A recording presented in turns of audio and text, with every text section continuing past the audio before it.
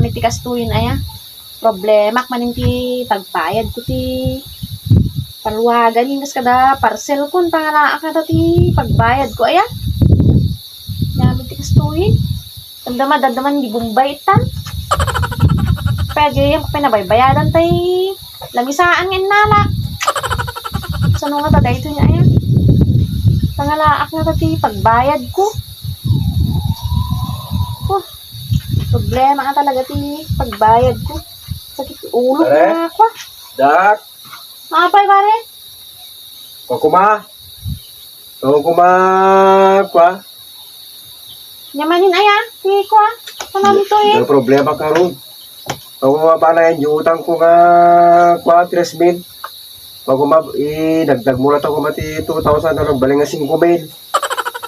Kas jaya pare. Agure lang garda. Nado may maminsan ito pagbayad ko na tanda. Agure lang garda pare. Agure. Bunga Guray. 5,000. Nasaan di 3,000 mo, talo 6,000. Kumano ka to? Kumano ka to yung sa kwa? Pero Pagkulatalan di pagbayad ko rin, pagkulang. problema na si pagbayad ko ta. Pangkamit nga. Dagdag si problema. At ado lang magtibayad ako na pangkapeg pa. Dagdag si utang mo. Nyamin laki din aya. Sabi marasin ti kwan. Diagin.